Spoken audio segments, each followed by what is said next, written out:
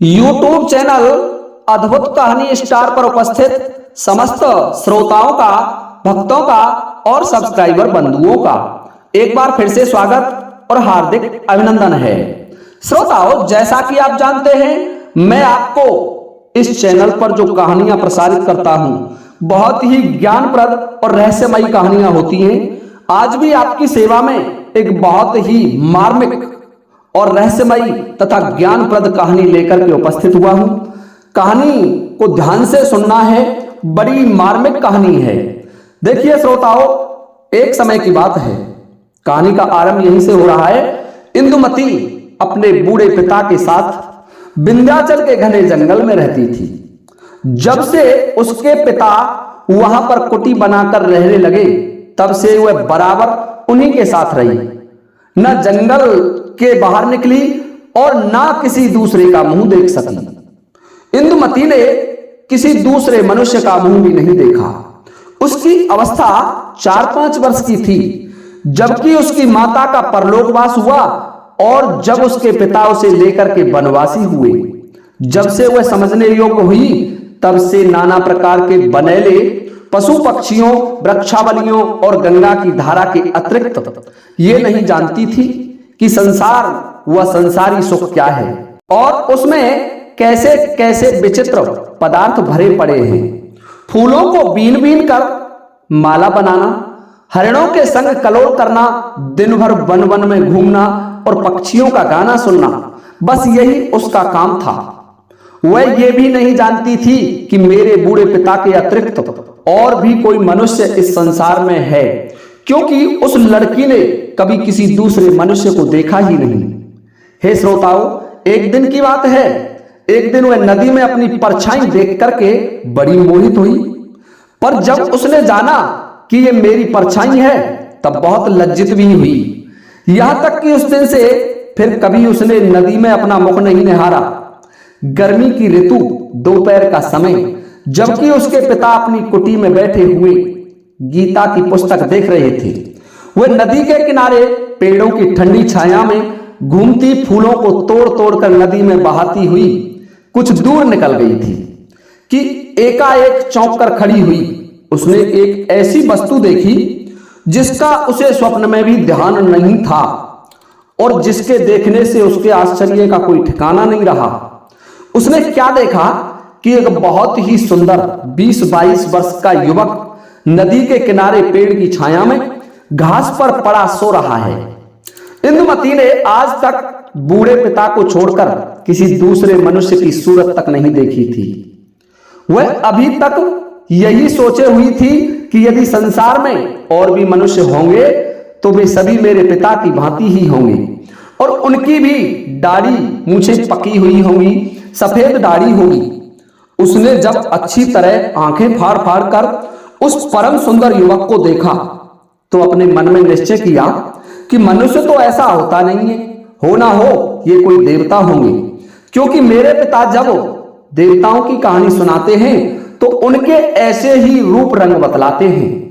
ये सोचकर वह मन में कुछ डरी और कुछ दूर पेड़ की ओट में खड़ी हो टकटकी बांधकर उस युवक को देखने लगी। मारे डर के युवक के पास तो ना जा सकी और उसकी सुंदरता से मोहित हो कुटी की ओर भी अपना पैर ना बढ़ा सकी। यूं ही घंटों बीत गए, पर इंदुमती को ना जान पड़ा कि मैं कितनी देर से खड़ी खड़ी इसे निहार रही हूं। बहुत देर पीछे वह अपना जी कड़ा करके वृक्ष की ओट से निकल युवक के आगे बढ़ी। 2-4 डग चली होगी कि एकाएक युवक की नींद खुल गई और उसने अपने सामने एक परम सुंदरी देवी मूर्ति को देखा, जिसके देखने से उसके आश्चर्य की सीमा ना रही। मन ही मन सोचने लगा, इस भयानक घनघोर जंगल में ऐसी मनमोहिनी परम सुंदर स्त्री कहां से आई है? ऐसा रूप रंग तो बड़े बड़े राजाओं के रनवास में भी दुर्लभ है, सो इस वन में कहां से आया? या तो मैं स्वप्न में स्वर्ग की सैर करता हूंगा, या किसी देव कन्या या वन देवी ने मुझे छलने के लिए दर्शन दिया है। यही सब सोच विचार करता हुआ वह भी पड़ा पड़ा इंदुमती की ओर निहारने लगा। दोनों की रह रहकर आंखें चार हो जाती थी, जिसे अचरज के अतिरिक्त और कोई भाव नहीं छलकता था। यूं ही परस्पर देखा भाली होते होते एकाएक इंदुमती के मन में किसी अपूर्व भाव का उदय हो आया, जिससे वह इतनी लज्जित हुई कि उसकी आंखें नीची और मुख लाल हो गया। वह भागना चाहती थी। चट युवक उठकर उसके सामने खड़ा हो गया और कहने लगा, हे सुंदरी, तुम देव कन्या हो या वन देवी हो, चाहे कोई भी हो, पर कृपा कर तुमने मुझे दर्शन दिया तो जरा सी दया करो, ठहरो, मेरी बात सुनो। घबराओ मत। यदि तुम मनुष्य की लड़की हो तो डरो मत। क्षत्रिय लोग स्त्रियों की रक्षा करने के सिवा बुराई नहीं करते हैं। सुनो, यदि तुम सचमुच वन देवी हो तो कृपा कर मुझे इस वन से निकलने का सीधा मार्ग बता दो। मैं विपत्ति का मारा 3 दिन से इस वन में भटक रहा हूं, पर निकलने का मार्ग नहीं मिल रहा है। और जो तुम मेरी ही भांति मनुष्य जाति की हो तो मैं तुम्हारा अतिथि हूं। मुझे केवल आज भर के लिए टिकने की जगह दे दो। मैं तुम्हारे पास ठहरना चाहता हूं और अधिक मैं कुछ नहीं चाहता। हे श्रोताओं, युवक की बातें सुनकर इंदुमती ने मन में सोचा, तो क्या ये देवता नहीं है, हम लोगों की ही भांति मनुष्य है? हो सकता है, क्योंकि जो ये देवता होते हैं तो ऐसी मीठी मीठी बातें बनाकर अतिथि क्यों बनते? देवताओं को तो किस बात की कमी है, और वे क्या नहीं जानते जो हमसे वन का मार्ग पूछते हैं? तो ये मनुष्य ही होंगे। पर क्या मनुष्य इतने सुंदर होते हैं? वह लड़की विचार कर रही है और ऐसी मीठी बातें करते हैं। आहा, एक दिन मैं जल में अपनी सुंदरता देख करके ऐसी मोहित हुई थी, किंतु इनकी सुंदरता के आगे तो मेरा रूप रंग बेकार है। इस तरह सोचते विचारते उसने अपना सिर ऊंचा किया और देखा कि युवक अपनी बात का उत्तर पाने के लिए सामने एक टक लगाकर खड़ा हुआ है। ये देख वह बहुत ही अधीनताई और मधुर स्वर में बोली कि मैं अपने बूढ़े पिता के साथ इस घने जंगल के भीतर एक छोटी सी कुटी में, जो एक सुहावनी पहाड़ी की चोटी पर बनी हुई है, रहती हूं। यदि तुम मेरे अतिथि होना चाहते हो तो मेरी कुटी पर चलो। जो कुछ मुझसे बनेगा, कंद मूल फल जल से तुम्हारी सेवा करूंगी। मेरे पिता भी तुम्हें देखकर बहुत प्रसन्न होंगे। इतना कहकर वह युवक को अपने साथ लेकर पहाड़ी पगडंडी से होती हुई अपनी कुटी की ओर बढ़ चली। उसने जो युवक से कहा था कि मेरे पिता भी तुम्हें देखकर प्रसन्न होंगे, सो केवल अपने स्वभाव के अनुसार ही कहा था, क्योंकि वह यही जानती थी कि ऐसी सुंदर मूर्ति को देखकर मेरे पिता भी मेरी ही भांति आनंदित होंगे। परंतु कुटी के पास पहुंचते ही उसका सब सोच बेचारा हवा हो गया। उसके सुख का सपना जाता रहा और वह जिस बात को ध्यान में भी नहीं ला सकती थी वही आगे आई। अर्थात वह बुड्ढा अपनी लड़की को पराये पुरुष के साथ आती हुई देखकर मारे क्रोध के आग बबूला हो गया और अपनी कुटी से निकल युवक के आगे खड़ा हो यो कहने लगा, अरे दुष्ट, तू कौन है? क्या तुझे अपने प्राणों का मोह नहीं है, जो तू बेधड़क मेरी कन्या से बोला और मेरी कुटी पर चला आया? तू जानता नहीं कि जो मनुष्य मेरी आज्ञा के बिना इस वन में पैर भी रखता है उसका सिर काट दिया जाता है। अच्छा ठहर, अब तुझे भी प्राण दंड दिया जाएगा। इतना कहे वह क्रोध से युवक की ओर घूरने लगा। बेचारी इंदुमती की विचित्र दशा थी। उसने आज तक अपने पिता की ऐसी भयानक मूर्ति नहीं देखी थी।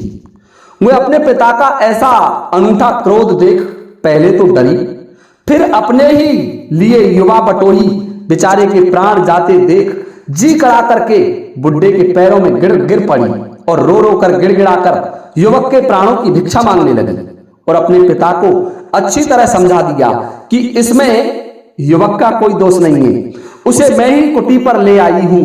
यदि इसमें कोई अपराध हुआ हो तो उसका दंड मुझे मिलना चाहिए। कन्या की ऐसी अनोखी विनती सुनकर बुड्ढा कुछ ठंडा हुआ और युवक की ओर देखकर बोला कि सुनो जी, इस अनजान लड़की की विनती से मैंने तुम्हारा प्राण छोड़ दिया है, परंतु तुम यहां से जाने नहीं पाओगे। कैदी की तरह जन्म भर तुम्हें यहां रहकर हमारी गुलामी करनी पड़ेगी और जो भागने का मंसूबा बांधोगे तो तुरंत मारे जाओगे। इतना कहकर जोर से बूढ़े ने सीटी बजाई। जिसकी आवाज दूर दूर तक वन में गूंजने लगी। और देखते ही देखते 20-25 आदमी हट्टे कट्टे यमदूत की सूरत हाथ में ढाल तलवार लिए बुड्ढे के सामने आकर के खड़े हो गए। उन्हें देखकर उसने कहा, सुनो वीरों, इस युवक को आज से मैंने अपना बंधुआ बनाया है। तुम लोग इस पर ताक लगाए रखना जिससे ये भागने ना पावे, और इसकी तलवार ले लो, बस जाओ। इतना सुनते ही वे सब के सब युवक से तलवार छीन सिर झुकाकर चले गए। पर इस नए तमाशे को देखकर इंदुमती के होश हवास उड़ गए। जब से उसने होश संभाला था इंदुमती ने, तब से आज तक बुड्ढे को छोड़ किसी दूसरे मनुष्य की सूरत तक नहीं देखी थी। पर आज एकाएक इतने आदमियों को अपने पिता के पास देख वह बहुत ही शक पकाई, पर डर के मारे कुछ बोली नहीं। बुड्ढे ने युवक की ओर आंख उठाकर कहा, देखो अब तुम मेरे बंधुए हो। अब से जो जो मैं कहूंगा तुम्हें करना पड़ेगा। उनमें पहला काम तुम्हें यह दिया जाता है कि तुम इस सूखे पेड़ को, एक सूखा पेड़ खड़ा हुआ था, उसे दिखा करके कहने लगे, इस सूखे पेड़ को काट काट कर लकड़ी को कुटी के भीतर रख दो। ध्यान रखो, यदि जरा भी आज्ञा टाली तो समझ लेना कि तुम्हारे धड़ पर विधाता ने सिर नहीं बनाया। और इंदुमती, तू भी कान खोलकर सुन ले, इस युवक के साथ यदि किसी तरह की बातचीत करेगी तो तेरी भी वही दशा होगी। इतना कहकर बुड्ढा कुटी के भीतर चला गया और फिर उसी गीता की पुस्तक को पढ़ने लग गया। बुड्ढे का विचित्र रंग ढंग देखकर युवक के हृदय में कैसे कैसे भाव और कैसी कैसी तरंगे उठ रही होंगी, इसे हम लिखने में असमर्थ हैं। पर हां, इतना तो उसने अवश्य निश्चय किया होगा कि यदि सचमुच ये सुंदरी इस बुड्ढे की लड़की हो तो विधाता ने पत्थर से नवनीत पैदा कैसे कर दिया। निदान बेचारा युवक अपने भाग्य पर भरोसा रखकर कुल्हाड़ा हाथ में ले पेड़ काटने लगा, और इंदुमती पास ही खड़ी खड़ी टकटकी लगाए उसे देखने लगी। 2-4 बार के टांका चलाने से युवक के अंग अंग से पसीने की बूंदें टपकने लगी, और वह इतने जोर से सांस लेने लगा जिससे जान पड़ता था कि यदि यूं ही घंटे 2 घंटे ये कुल्हाड़ा चलाएगा तो अपनी जान से हाथ धो बैठेगा। उसकी ऐसी दशा देखकर इंदुमती ने उसके लिए फल और जल ला आंखों में आंसू भरकर कहा, सुनो जी, ठहर जाओ, देखो ये फल और जल मैं लाई हूं, इसे खा लो, जरा ठंडे हो लो, फिर काटना छोड़ो, मान जाओ।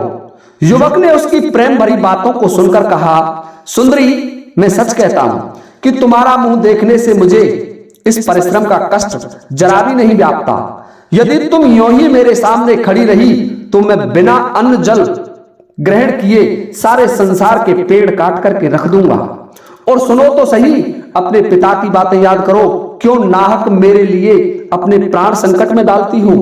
यदि वे सुन लेंगे तो क्या होगा, और मैं जो सुस्ताने लगूंगा तो लकड़ी कौन काटेगा। जब वे देखेंगे कि पेड़ नहीं कटा तो कैसे उपद्रव करेंगे। इसलिए हे सुशीले, तुम मेरे भाग्य पर छोड़ दो। युवक की ऐसी करुणा भरी बातें सुनकर इंदुमती की आंखों से आंसू बहने लगे। उसने बरजोरी युवक के हाथ से कुठार छीन लिया और कहा, भाई, चाहे कुछ भी हो पर जरा तो ठहर जाओ। मेरे कहने से मेरे लाए हुए फल खाकर जरा दम ले लो, जब तक तुम्हारे बदले मैं लकड़ी काटती हूं। युवक ने बहुत समझाया पर वह इंदुमती नहीं मानी और अपने सुकुमार हाथों से कुठार उठाकर पेड़ पर मारने लगी। युवक ने जल्दी जल्दी उसके बहुत कहने से कई फल खाकर 2 घूंट पानी पी लिया, और इतने में ही हाथ में नंगी तलवार लिए हुए बुड्ढा कुटी से बाहर निकलकर युवक से बोला, क्यों रे नीच, तेरी इतनी बड़ी सामर्थ्य है कि आप बैठा बैठा सुस्ता रहा है और मेरी लड़की से पेड़ कटवा रहा है। रह, अभी तेरा सिर काटता हूं। फिर इंदुमती की ओर घूरकर बोला, क्यों रे डीठ, तेने मेरा मना करने पर भी इस दुष्ट से बातचीत की। रह जा, तेरा भी वध करता हूं। देखिए श्रोताओं, बुड्ढे की बातें सुन युवक उसके पैरों पर गिर पड़ा और कहने लगा, महाशय, इस बिचारी का तो कोई अपराध नहीं है, इसे छोड़ दीजिए। जो कुछ दंड देना है वह मुझे दे दीजिए। इंदुमती भी उसके पैर पर गिरकर कहने लगी, नहीं नहीं, पिताजी, इसका कोई दोष नहीं है, मैंने बरजोरी से ऐसे कुठार ले ली थी, इसलिए हे पिता, अपराधी मैं हूं, मुझे दंड दीजिए, इन्हें छोड़ दीजिए। उन दोनों की ऐसी बातें सुनकर बुड्ढे ने कहा, अच्छा, आज तो मैं तुम दोनों को छोड़ देता हूं, पर देखो फिर मेरी बातों का ध्यान रखना, नहीं तो मारे जाओगे। इतना कह बुड्ढा फिर कुटी में चला गया और वे दोनों एक दूसरे का मुंह देखने लगे। इंदुमती बोली कि घबराओ मत, मेरे रहते तुम्हारा बाल भी बांका नहीं होगा।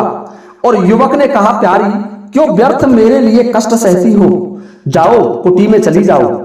पर इंदुमती उसके मुंह की ओर उदास होकर देखने लगी और वह कुठार उठाकर पेड़ काटने लगा। इतने में ही फिर बाहर आकर बुड्ढा बोला, ओ छोकरे, संध्या भई, अब रहने दे, पर देख, कल दिन भर में जो ये सारा पेड़ नहीं काट डाला तो देखियो मैं क्या करता हूं।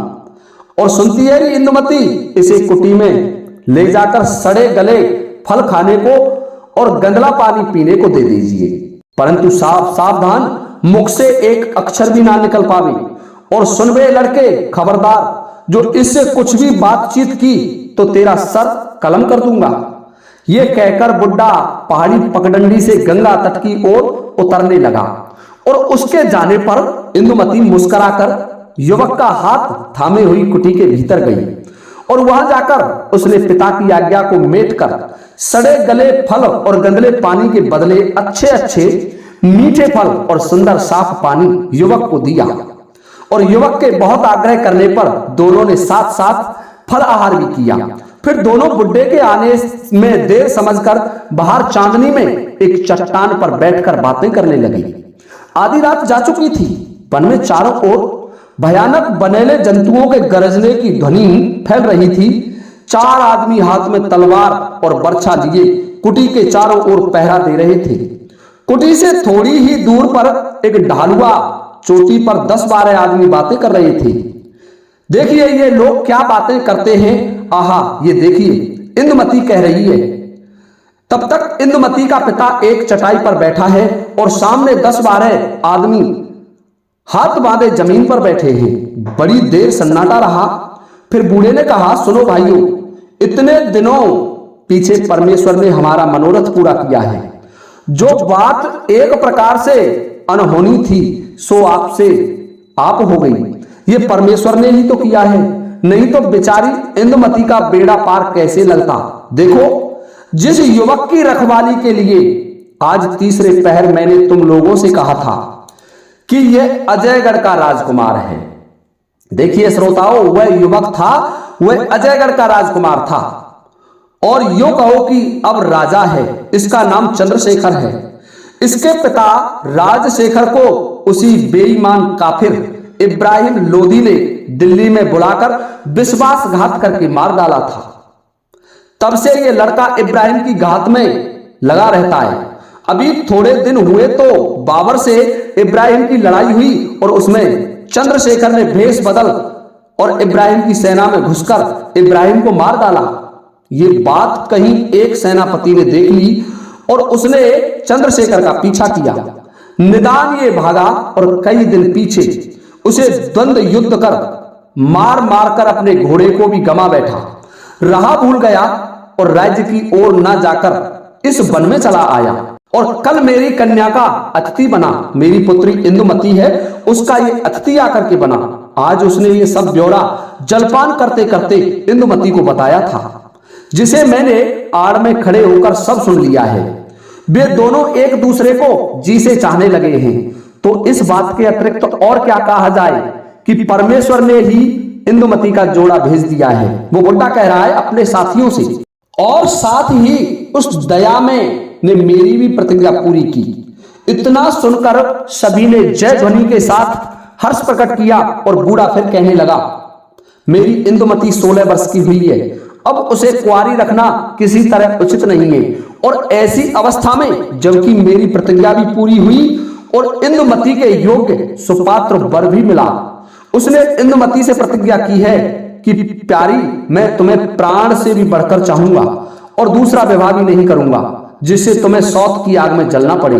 भाइयों देखो, ऐसी स्त्री इसके लिए भाइयों देखो, स्त्री के लिए इससे बढ़कर कौन सी बात होगी। मैंने जो चंद्रशेखर को देखकर इतना क्रोध प्रकट किया था, उसका आशय यही था कि यदि दोनों में सच्चा प्रीति का अंकुर जमेगा तो दोनों का ब्याह कर दूंगा, और जो ऐसा ना हुआ तो युवक आप डर के मारे भाग जाएगा। परंतु यहां तो परमेश्वर को इंदुमती का भाग्य खोलना था, और ऐसा ही हुआ। बस कल ही मैं दोनों का ब्याह करके हिमालय की ओर चला जाऊंगा, और तुम लोग वर कन्या को उनके घर पहुंचाकर अपने अपने घर चले जाना।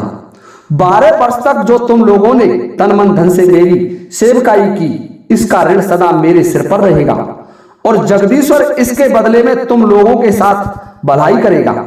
इतना कहकर बुड्ढा उठ खड़ा हुआ, और वे लोग भी उठे। बुड्ढा कुटी की ओर घूमा, और वे लोग पहाड़ी के नीचे उतर गए। आहा, प्रेम तू धन्य है, जिस इंदुमती ने आज तक देवता की भांति अपने पिता की सेवा की और भूल कर भी कभी आज्ञा नहीं टाली। आज वह प्रेम के फंदे में फंसकर उसका उल्टा बर्ताव करती है। वृद्ध ने लौटकर क्या देखा कि दोनों कुटी के पिछवाड़े में चांदनी में बैठे बातें कर रहे हैं। ये देख वह प्रसन्न हुआ और कुटी में जाकर सो गया। पर हमारे दोनों नए प्रेमियों ने बातों ही बातों में रात बिता दी, इंदुमती ने और चंद्रशेखर ने। सवेरा होते ही युवक कुठार हाथ में लेकर के लकड़ी काटने लगा, और इंदुमती सारा काम छोड़कर खड़ी खड़ी उसके मुख की ओर देखने लगी।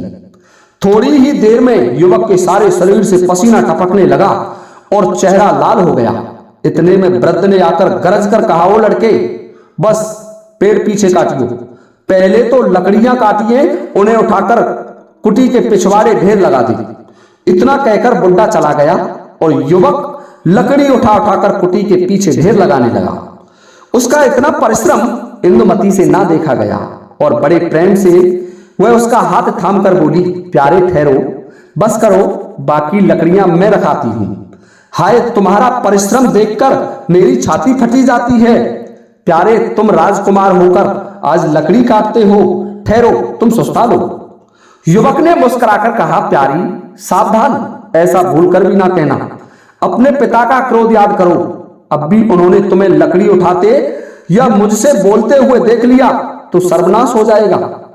इतना सुनकर इंदुमती की आंखों में आंसू भर आए। वह बोली, प्यारे, मेरे पिता का तो बहुत अच्छा स्वभाव था, सो तुम्हें देखते ही एकदम से ऐसा क्यों बदल गया, मैं नहीं जानती। वे ऐसे क्यों हो गए, अब उन्हें क्या हो गया? आज तक मैंने उन्हें कभी क्रोध करते नहीं देखा। खैर, जो होए, पर तुम ठहरो, दम ले लो, जब तक मैं इन लकड़ियों को फेंक देती हूं। युवक ने कहा, प्यारी, क्या राक्षस हूं कि अपनी आंखों के सामने तुम्हें लकड़ी ढोते देखूंगा? हटो, ऐसा नहीं होगा। सच जानो, तुम्हें देखने से मुझे कुछ भी कष्ट नहीं होता है। इंदुमती ने उदास होकर कहा, हे प्यारे, तुम्हारे दुख देखकर मेरे हृदय में वेदना होती है कि क्या कहूं। जो तुम इसे जानते तो ऐसा ना कहते। पीछे लता मंडप में खड़े खड़े वृद्ध ने दोनों की बातें सुनकर बहुत ही सुख माना, पर अंतिम परीक्षा करने के अभिप्राय से नंगी तलवार लेकर सामने आकर गरज कर कहा, इंदुमती, कल से आज तक मैंने तेरी सारी बातों को सुन लिया है। तू मेरे उल्टा बर्ताव कर रही है। फल और जल की बात याद कर, और तू फिर इससे बात करती है। देख, अब तेरा सिर काटता हूं। ऐसा कहकर ज्यों ही वह इंदुमती की ओर बढ़ा कि वह युवक आगे आ गया और हाथ जोड़कर कहने लगा, आप अपने क्रोध को दूर करके इसे नहीं मुझे मारिए। सब दोष मेरा है, मैं दंड के योग्य हूं। ये सब तरह निरपराधनी है। मेरा सिर आपके पैरों पर है, काट लीजिए, पर मेरे सामने एक निरपराध लड़की के प्राण ना लीजिए। वृद्ध ज्यों ही अपनी तलवार युवक की गर्दन की ओर रखना चाहता है कि इंदुमती पागल की तरह उसके चरणों पर सिर रखकर बिलख बिलख कर रोने लगी और कहने लगी, ओ पिताजी, जो मारना ही है तो पहले मेरा सिर काट लो, तो फिर पीछे जो भी हो आपको आबे सो करना। इतना सुन बुड्ढे ने तलवार दूर फेंक दी और दोनों को उठाकर गले से लगाकर कहा, बेटी इंदुमती, धीरज धर। प्रिय वत्स चंद्रशेखर, खेद दूर करो। मैंने केवल तुम दोनों के प्रेम की परीक्षा लेने के लिए ये सब प्रकार का क्रोध भाव दिखाया था। यदि तुम दोनों का सच्चा प्रेम ना होता तो क्यों एक दूसरे के लिए जान पर खेल करके क्षमा मांगते। मैंने छिपकर तुम्हारी सभी बातें सुनी। तुमसे बढ़कर संसार में दूसरा राजकुमार कौन होगा जो इंदुमती के योग्य वर होगा। सुनो बेटे चंद्रशेखर, देवगढ़ मेरे पुरखाओं की राजधानी थी और मैं उसका राजा था। जब इंदुमती 4 वर्ष की थी तभी पापी इब्राहिम ने मेरे नगर को घेर लिया और यह कहलवाया कि या तो अपनी स्त्री को भेज दो या जंग करो। जो इंदुमती की माता थी या तो उसे भेजो या मुझसे युद्ध करो। यह सुनकर मेरी आंखों में खून उतर आया और उसके दूत को मैंने निकलवा दिया। फिर क्या पूछना था। सारा नगर यवन हत्यारों के हाथों से शमशान हो गया। मेरी स्त्री ने आत्महत्या की और मैं उस यवन कुल कलंक से बदला लेने की इच्छा से 4 वर्ष की अबोध लड़की को लेकर इस जंगल में आकर रहने लगा। मेरे कृतज्ञ सरदारों में से 50 आदमियों ने सर्वस्व त्याग कर मेरा साथ दिया और आज तक मेरे साथ हैं। उन्हीं लोगों में से कई आदमियों को तुमने कल देखा था। बेटा चंद्रशेखर, 12 वर्ष हो गए पर ऐसी सावधानी से मैंने इस लड़की का पालन पोषण किया, इसे पढ़ाया लिखाया कि जिसका सुख तुम्हें आगे चल करके पता चलेगा। और देखो मैंने इसे ऐसे पहरे में रखा कि कल के सिवा और कभी इसने मुझे छोड़ करके किसी दूसरे मनुष्य का मुख नहीं देखा था। मैंने राजस्थान के सब राजाओं से सहायता मांगी और यह कहलाया कि जो कोई दुष्ट इब्राहिम का सर काट लाएगा उसे अपनी लड़की ब्याह दूंगा। पर हाँ, किसी ने मेरी बात ना सुनी और सभी मुझे पागल समझकर हंसने लगे। अंत में मैंने दुखी होकर प्रतिज्ञा की कि जो कोई इब्राहिम को मारेगा उसी से इंदुमती का विवाह करूंगा, नहीं तो यह जन्म भर कुमारी रह जाएगी। सो परमेश्वर ने तुम्हारे हृदय में बैठकर मेरी प्रतिज्ञा पूरी की है। तुमने इब्राहिम को मार भी डाला और मेरी प्रतिज्ञा भी पूरी हो गई। अब बेटे इंदुमती तुम्हारी हुई और आज मैं बड़े भारी बोझ को उतार करके आज जन्म के लिए हल्का हो गया हूं। इतना कह बुड्ढे ने सीटी बजाई। देखते ही देखते 50 जवान हथियारों से सजे घोड़ों पर सवार होकर आकर के खड़े हो गए। जो राजा था बुड्ढा, उसके साथ एक सजा हुआ घोड़ा चंद्रशेखर के लिए और एक सुंदर पालकी इंदुमती के लिए थी। इसी समय बुड्ढे ने दोनों का विवाह उन योद्धाओं के सामने कर दिया और उनका विवाह करके इंदुमती और चंद्रशेखर का विवाह करके महाराज स्वयं हिमालय की ओर चले गए। आहा, जो इंदुमती इतने दिनों तक वन विहंगिनी थी वह आज घर के पिंजरे में बंद होने चली। देखिए परमेश्वर की महिमा कौन जान सकता है। भाग्य का खेल है, भाग्य का लेख कोई नहीं मिटा सकता। वही इंदुमती जो वन में पली थी परंतु एक राजा की पुत्री थी, वही आज एक राजा की रानी बनने के लिए जा रही थी। देखिए श्रोताओं, इंदुमती का विवाह भाग्य का खेल और विधाता उसी का साथ देता है जो अंतिम क्षण तक संघर्ष करता है। इस कहानी का मूल भाग यही है। तो देखिए श्रोताओं, ये थी हमारी आज की कहानी। यदि आपको ये वीडियो अच्छी लगी हो तो कृपया वीडियो को लाइक करना ना भूलें। इसी के साथ जय हिंद, जय भारत।